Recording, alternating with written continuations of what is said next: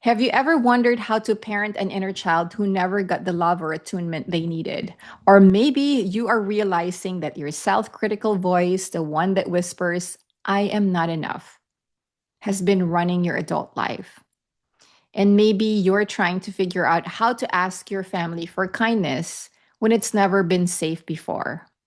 If this sounds like you are in the right space. Today, Ask Dr. Nette episode is special because we are live with the Hilom Collective members, our beautiful healing community here, and we're answering three deeply human questions submitted by our members and viewers.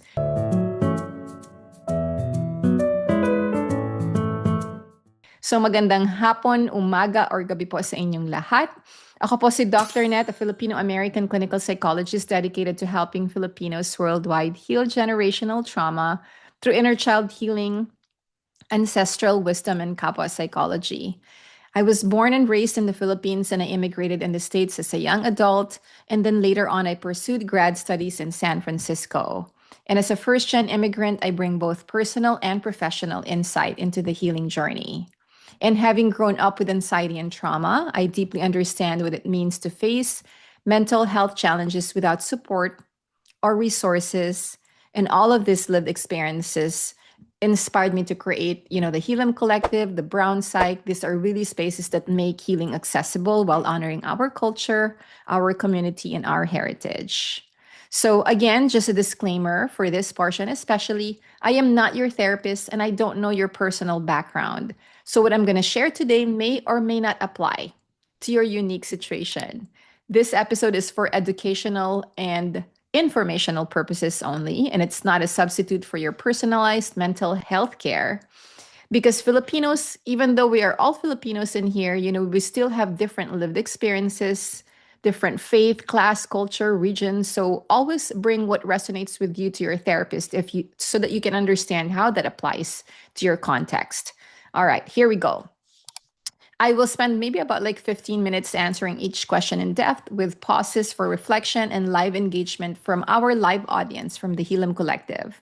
And what's being recorded right now is the Q&A portion, but after that, we'll have that unrecorded live processing session with our THC members. So let's dive in.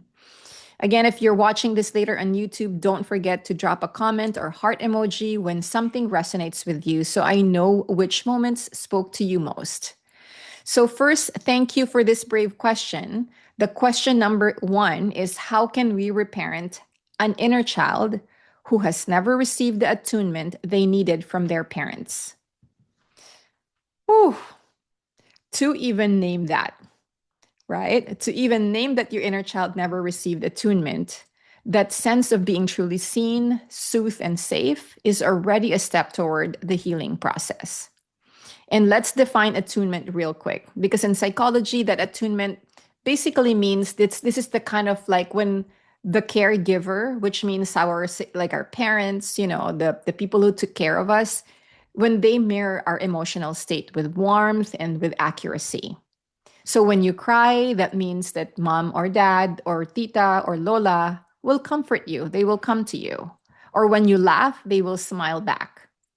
And over time, that mirroring helps our nervous system learn that we matter and that our feelings are valid and that our feelings make sense and that our feelings are important.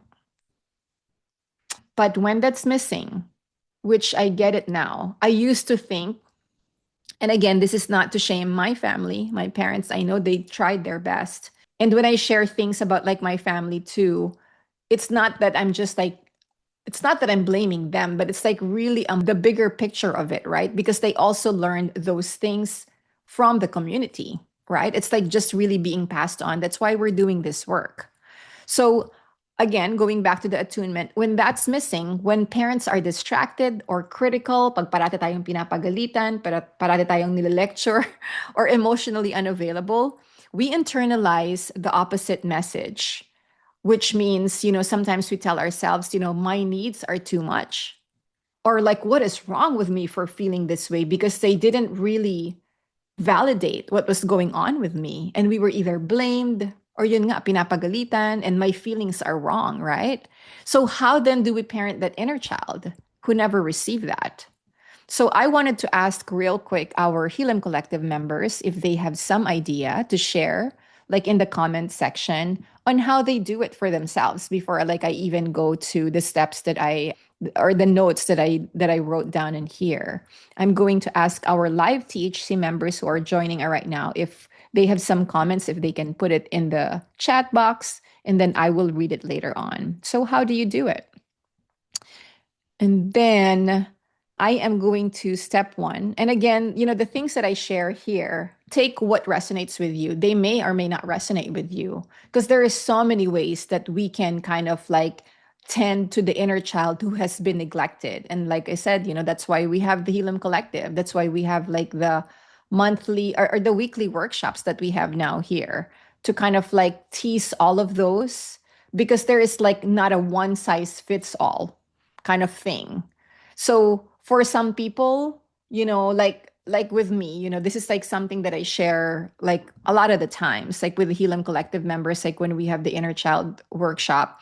At this point in my healing, one of the things that's really helpful for me is like really, when I talk to my inner child, which it took me a long time to be here, right? Like to kind of get into the place where I am now. Believe me, there were so many years. And if you've been following me for a while, you probably know some of the stories. But what I do now is like I imagine, and I do this when I meditate, right? It's like I imagine my inner child, like beside me or something, and I ask her, like, what do you want to do? And it's typically like really just sitting beside with me at the beach. And she just wants me to really just notice her, observe her, witness her, and really marvel at the radiance, right? On how amazing she is, going through all of those things. And being now here where we're at. So just a lot of that. So if you have any comments or like a lot of or different techniques or suggestions, I would love to read your comments before I go to my notes. All right. So someone said a lot of hard work, journaling, practicing being gentle with myself, found and formed a soul tribe. Awesome. Being open with my husband. Oh, yeah, that's a big thing. That's a big thing. Wrote a letter to the little me. I always picture me holding her hand. Oh, that's so beautiful. Okay. And then someone else said, inner child healing in a Filipino context is super new to me, especially after referring to your resources, Dr. Nette. However, it's a challenge to be gentle. Oh, for sure. She said it's a challenge to be gentle. And I've found lately I've been gravitating towards old hobbies and interests, and I enjoyed as a kid and validating that since growing up as a panganay, my hobbies didn't seem validated. Do you mind if I ask you what kind of hobbies? Because I actually did something kind of similar like this too, like recently, and I'm also going to share what that is. But I'm curious as to what old hobbies and interests are kind of like coming up for you now. So if you can put that in the comment, I'd be curious. Okay.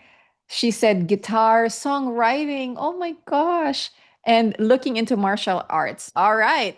Okay, so for that particular THM member who shared that, we would love to hear the guitar and songwriting in one of our workshops. If you'd be willing to share. All right, so I'm going to go back to my notes now. How do we reparent an inner child who never received that? So, step one is to really, like I shared before, build that inner witness. So now we become the adult. This is the beautiful thing about being an adult. We now become the adult who sees and names what your younger self went through. And so, a lot of the things that you see me do in social media, that is me tending to my inner child. So, a lot of the things, a lot of the posts, well, the posts now are a combination of like different things. So those are a combination of like the stories that I hear from our Hilom Collective members or like from my private practice clients. But a lot of the posts there too are like me really reclaiming my voice because for a lot of us Filipinos, we were just really that kid that was meant to be seen and not heard, right? That is kind of like me tending and building that inner witness, the ones that you see in the brown psych channel in Instagram and here in the YouTube. This is me kind of like reclaiming that I have so many things I wanted to say, but I was not allowed. So this is kind of like part of like my inner child healing. So thank you so much for being a big part of my journey here. All right. And it's also about, I wanted to add too, that it's also about not just because some people, like for instance, we have the 6 week inner child healing workshop that I do for the Brown Psych. A lot of people, the one thing that I tell them that if you're going to take anything from this 6 weeks of us doing inner child work, this is really about consistency. It's not just like we do the 6 week inner child healing workshop, or you come here and attend like a few sessions of the Hilom Collective workshops, and that's it. It's really a continuous, it's a lifelong journey, right? Like we don't want to abandon our inner child anymore. We have to now be there consistently with them. And that's why we have, the THC, so that we can remind ourselves that we need to continue and be compassionate with our inner child. And then somebody said in the comment, also letting my daughter be fully herself. That's so healing. Yes. Oh my gosh. Like that is such a good topic because parenting on its own can also trigger a lot of our inner child wounds. But at the same time, we can also, through the tending that we're doing through our inner child, it's also so cathartic. It's also so cathartic, right? Like when you parent the kid the way you wanted to be parented. So thank you so much for that reminding. Okay. Step two that I wrote in my notes is like create new emotional rhythms. So what that means is like children learn regulation through co-regulation. So if you didn't get that growing up, you will need safe people now who will help you regulate. And I am going to do some self disclosure here. For me, what this means is like, for instance, especially like at the beginning of our relationship, like my husband and I, of course, like we had like arguments and stuff, right? But the way I ask him now, and I am able to, because of my own healing journey too, I'm able to kind of like be vulnerable. This guy and I have been married for a long time. We're like in our, like we're old people. So we've been married now like 20 something years. That's how old I am. But anyway, the way he helps me co-regulate, and this is the way I ask him to co-regulate with me, is like when we're in a heated discussion or when things get triggered, right? I just really want him to hug me. That's it. And then my body, for some reason, it just like calms down. And I'm able to kind of like really feel my own heartbeat. And then I'm able to kind of like feel like my breathing kind of slow down. And so just wanted to give that example. What about you? If you have a partner, if you have a family member, if you are with your safe people, how do you do the co-regulation with them? And that's why we also have the Hilom Collective too, because like we recreate that sense of safety to our kapwa, through our community here, through our shared being. When we breathe together, reflect together, hold space for each other's inner child, that is reparenting through community. No, so it's really a beautiful thing. Okay. So step three is practice gentle attunement rituals. And I actually love this. So each day you can take, even if it's just 60 seconds to check in with your body. So this is something that I do now. It's like, like I've been meditating for a few years, and that's really also helped me hone in a little bit more in the inner child because they're so connected with each other. That's when I actually like meet my inner child when I do my meditations. And then that's when I also kind of like check in with my body and I say, especially in the morning, that's when I typically do it. What do you need right now, little one? And then sometimes like I also would look in the mirror and say that, good morning, little Marinette, like what do you need right now? Are you needing like more rest? Did you get enough sleep? Or maybe sometimes, right? Maybe it's just a permission to feel angry or whatever emotions you're going through at that moment, and just like really honoring that. So that is the slow art of teaching our body that we are safe to exist. And so it's one thing to learn this mentally, but practicing it with others, and that's what we do here at the Hilom Collective, that's where the transformation happens. Sometimes like when I do this 6 week inner child healing, a lot of like the people like would say that, tell me that, my gosh, like I really thought I was like the only one going through that. But like when you hear it kind of like, and that attunement coming from the other members, that on its own is also so transformative, right? Like even in our inner child healing workshops in here. So I have a question for you at this point. What is one small act that helps you feel seen or soothed today, or like maybe on your hard days, or like maybe on a regular basis. If you can put the comment, I would love to read it. And if you're joining us on YouTube later on and commenting on this, please comment. I would love to hear how you're doing that for yourself. And again, if you're watching this in YouTube, feel free to download our Pagbabalik Loob, which is a free ebook. This is a powerful ebook to reconnect with your inner child, especially if you do not know what inner child healing really means. If you're like a beginner, that's a great tool also. And if you're a THC member, I think that those freebies are already linked in school. If not, let me know and I can definitely send you the link so that you can download that. All right. So now let's flow to something connected, because once you start seeing your inner child clearly, another layer often surfaces, which is the voice that tells you you're enough. And let's talk about that next, because the second question is, how can I honor the hurt, the critical voice I inherited, and release it so I can believe in myself again? Ooh, this question, right? When we're describing those voices that says you're too big-headed or you're not good enough, that's not self-hatred. It is that protective conditioning. Because somewhere in our childhood, if you really think about it, somewhere in our childhood, we were taught those messages, right? Those messages are the one that also kept us safe. Safe from standing out, from being shamed, from being told, ang yabang mo naman, you're so arrogant. And in couple psychology, we understand that our inner critic isn't just personal, it's ancestral. And it carries generations of colonial, religious, and familial conditioning. Our ancestors were taught that humility under colonizations, wag maging bida-bida, like, don't outshine others. Because otherwise, if they do, right, then the colonizers don't like it, like when you shine. And that collective wound would still whisper inside us, like even up to today. Like it's coded in our DNA, because like we do pass trauma in our DNA, if you have not heard that yet. So here's how we can begin to honor and release that inner critic. Any THC members here who are joining us live like to journal? Just gonna check in with our live members. Okay, and I'm also going to read some of the comments in here. Someone said she uses her dogs to soothe. Growing up, my dog wasn't allowed inside the house. So I appreciate that, and I can cuddle them now. That's true. Oh my gosh. And then someone said animals can be the best therapy. That's true. I also get soothed by my pet cat. Yep. I didn't have furry friends growing up. Yep. Thank you for sharing that. Now I want to call my hairy boy. That's our dog here at the house. And then someone said, I use an app called How We Feel to document feelings. Amazing. Those are very important things. And thank you for sharing that. Okay. So now going back to the different steps, here's how we can begin to honor and release that inner critic. Number one is to name the voice with compassion. And you can try this with a journal. If you like to journal, that's why I'm asking, like, is there anyone in here who likes to journal? Whose voice is that really?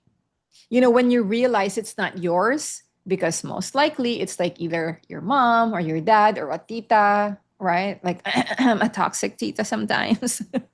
When you realize that it's not your voice really, or it's your mother's fears, or it's like your father's survival voice, or it's our Filipino community's colonial echo, then it becomes easier to hold it with gentleness instead of shame. And then the next step I'm going to share is like when we externalize it. And we do this like in our workshop, right? Like we write that letter. Write a letter to that voice, and you might say, thank you for trying to keep me safe, but I'm ready to live beyond fear. And you can even like write to like that fearful inner child if you want to kind of use it in that manner too. That's also a good thing. And then step 3 is replace criticism with regulation. Because when the voice says you're not enough, we respond with curiosity. And we ask, like, what part of me is scared right now? This critic usually signals a dysregulated nervous system. Instead of fighting it, we breathe into it. We bring our hand over our heart and say, you are safe to dream here. And that's how reparenting works. It's felt and it's not forced. So inside the Hilom Collective, our inner child healing workshops go deeper into this process, helping you to trace the inner critic's origins and frame those inherited messages with both psychology and Filipino ancestral wisdom. So if this feels like something you want to learn in community, that's exactly where we practice these steps together. So I have a question for our Hilom Collective members who are joining us live today.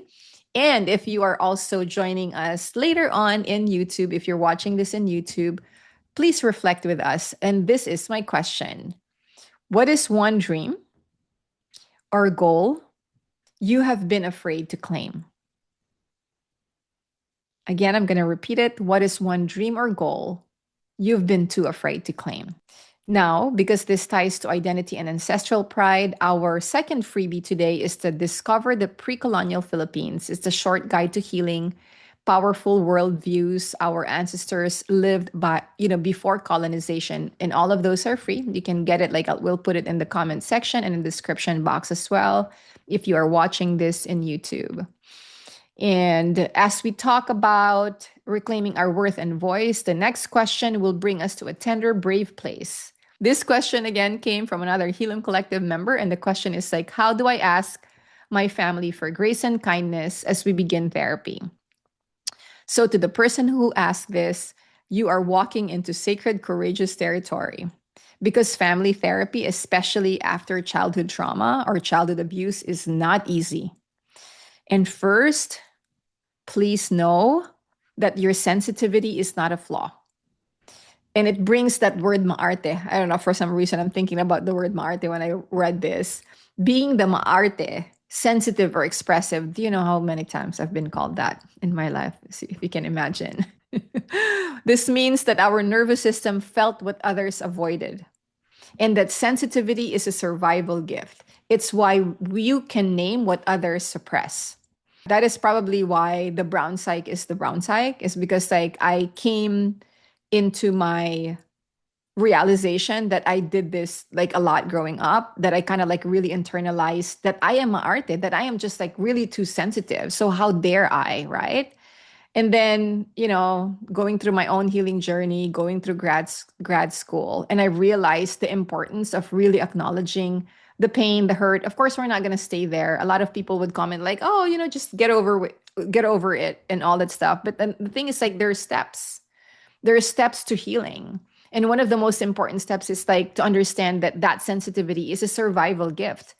It's why you can name what others suppress.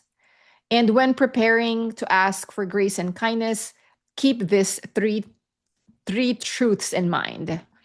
You are allowed to ask for emotional safety before the session. Try saying something like, willing to have hard conversations, but I need us to use kind language and give space for feelings. And to be honest with you, when you are in a therapy session, that the therapist is a good therapist when they're able to really create that safe space. And because that is their job, especially for family therapy, is to kind of put some rules at the beginning, kind of set the limitations. And they're going to be able to also help you create that safe space, right? And that's not being demanding. That's really setting a container for healing. All right, before I go on into the next step, I'm going to read some of the comments of our Hilom Collective members who are joining us today in this recording. Someone mentioned, I remembered it. It was buried before I decided to claim it this year. Good for you. To help the Philippines expand drinking water, sanitation, and protecting indigenous rights to land and water. Yeah, this Hilom Collective member is she's really a big, environmentalist. I don't know if you call it that. and I don't know if I'm butchering some of the terms in here, but she's an amazing steward for our environment. And I really, really admire her advocacy. And it's so Filipino, right? To the Hilom Collective member who said this, that is that's why I love understanding our ancestral wisdom and understanding what kapwa really means. Because even Mother Nature for us, that's also our kapwa, because it's a living entity. That's why we have so many terms in our culture, like the tabi-tabi po, when we would cross a stream and all that stuff. Those are super respectful because we know that there's spirits in the trees and, in Mother Nature. So it's just it's just really very respectful of our environment. And then someone said, a dream I've been afraid to claim was mentoring young people who are healing from harmful faith environments. Ooh, that's a big one. Thank you for doing that. Or Oh, she said that she's afraid. Okay. Like, well, hopefully, with you being here at THC, we can support you in being able to do that dream. And then another member said, a dream I've been afraid to claim is owning my own queer identity. I'm working on healing and being unapologetically myself. Ooh, well, you have come to the right place because like Kapwa psychology is so rooted in our ancestral wisdom. And like the queer people, whether you're like you're bi, like whatever you identify with, like these are like really the babaylans and the really respected members of our community before we were colonized. So yeah, we're happy that you're here in our circle. So thanks for sharing that. All right, I'm going to go in our step number 2, which is name your intention and not your wounds. So instead of saying, you hurt me so much, you might say, my hope for this therapy is that we can understand each other better and move with gentleness. Because that's the thing, right? Because like our people, like we don't like use a lot of like they say here in America that talk is cheap. In our community, it's really high context, which is the pakikiramdam is so high. So we are very sensitive to like the behaviors of others. But when it comes to kind of like explaining things like through words, hindi tayo masyadong masalita, right? But when you are in a therapy session, and to be honest with you, like in my own healing and in my own family, like I also have a daughter. This is also something that I am reclaiming because our culture is so beautiful, but at the same time, there are so many things that we have kept quiet about. And one of them is like mental wellness or mental health. And we don't know what to do when someone is struggling, like with mental wellness. Some of the things that you're probably going to see in social media is like like a parent giving the kid like mangoes or like baon or something because we have not been modeled on how to like really communicate about like our emotions, and that's something that we're trying to do now with our generation, right? And that centers on kindness without reigniting the blame. So if you say that my hope for this therapy is that we can understand each other better and move with gentleness.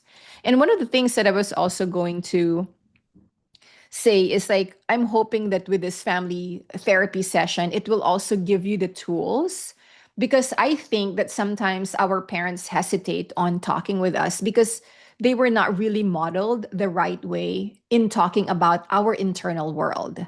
And so my hope for you in therapy with your family is you'll be able to get the tools, your parents will get the tools, the whole family will be able to get the tools to be able to now have that skill to communicate with each other in a respectful way.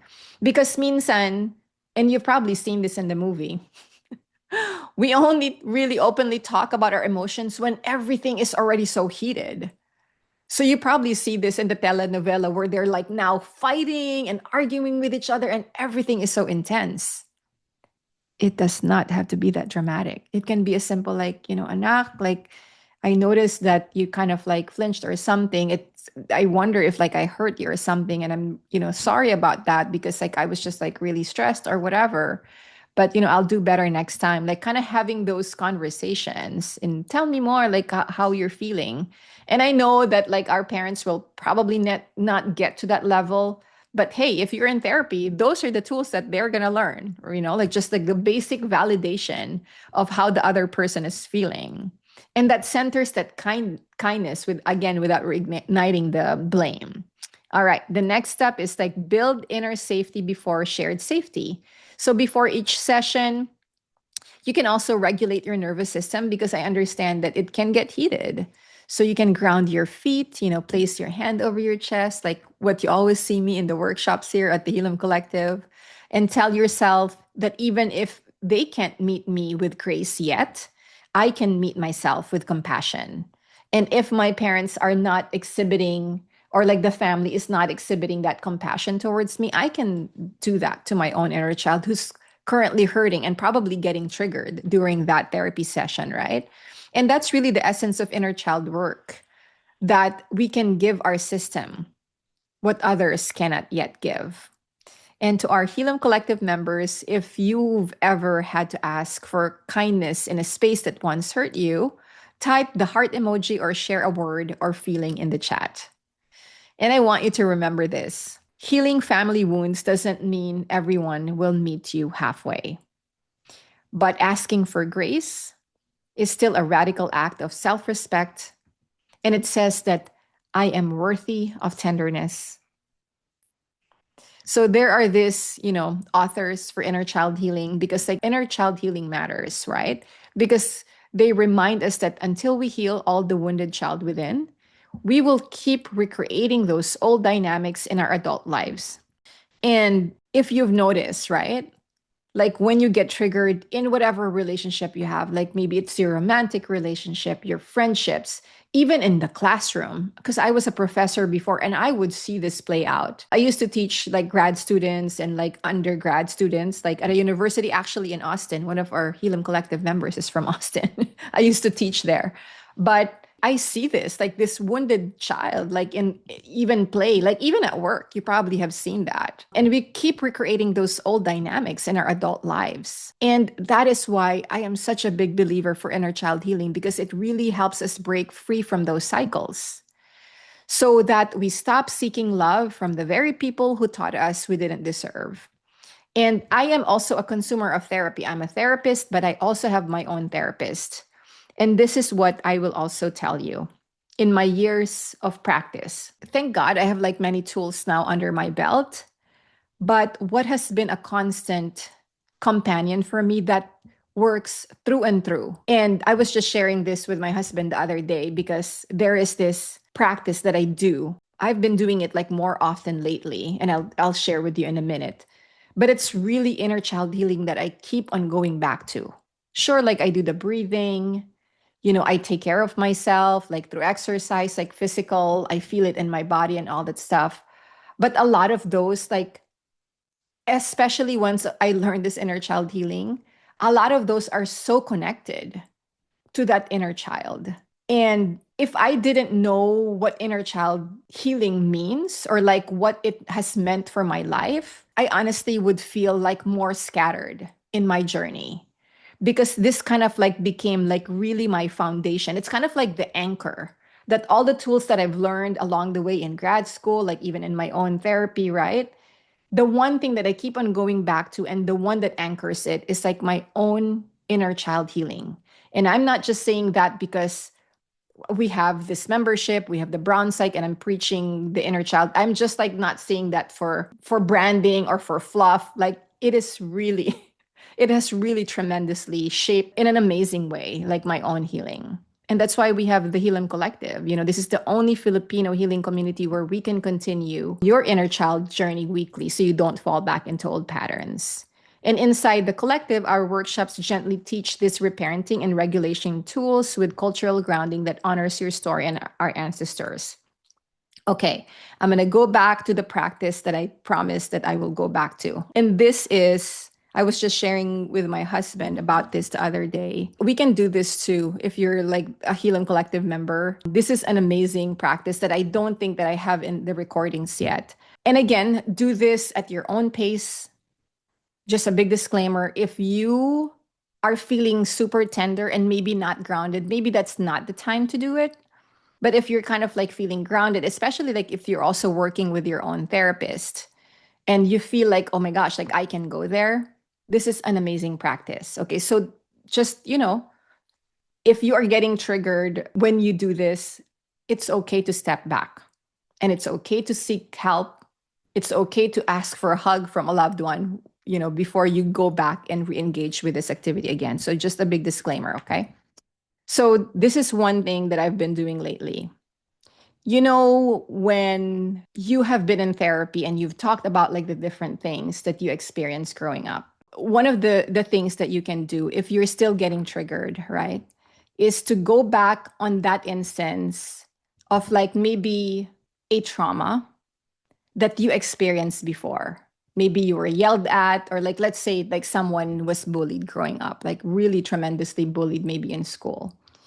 I want you to go back to that point before you got bullied and actually just sit down with your inner child, remember that moment, and be with your inner child and say to her or him or they that something really, really hard is going to happen,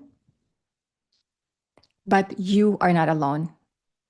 I will be right there with you while it's happening. And right after it happens, you can talk to me, you can ask me for a hug, you can ask me whatever you need, and I'll be there. And like I said, I do this when I meditate. And yes, up to now, I still get triggered. I'm human. But this has been the practice that I've been doing for a while. And I remember like this one instance, like where there was kind of like, some sort of like an argument at home that happened. It really traumatized me. And I sat there like with little Marinette. And then like, while that was happening, I sat with her. And then right after that happened, I talked to little Marinette and I said that, hey, you know, everything's going to be okay. How are you feeling? What do you want to do? And she just, like I said earlier, she wants to go to the beach. And we hang out at the beach. I brought her food. Um, and I just like really witnessed her. And then when she was at the beach, she was just like all full smiles. And so that is like one thing that I'm going to encourage you to do. And I know that it can get triggering. So just like watch for your heart while you're doing that exercise. But it is such a cathartic exercise that you can do for your inner child. Okay. Again, I just want to say thank you everyone here at the Hilom Collective and to everyone watching here in YouTube. This was a long this was a long episode. And every question we explored today reminds us that healing is not linear. It's cyclical, communal, and deeply Filipino. So, from reparenting your own inner child to reclaiming our worth and asking for grace, you're already doing the work your ancestors prayed you do. And again, our ancestors are also healing through us. Because a lot of our lolos and lolas were not allowed to speak about the pain that they had to go through. And I have witnessed this like in other of the healing workshops that we did here. That, like someone would have a dream about Lolo before the workshop and they spoke to them or something. And if today's reflection resonated, you love my next video called, or like it's a video that we recorded before called Why Filipinos Struggle to Feel Joy, the Discounting Positive Trap. It's the missing piece of this conversation about self-worth and joy. Again, maraming salamat for being here. This is Dr. Nette signing out and reminding you that our healing is our resistance. I'll see you in the next one.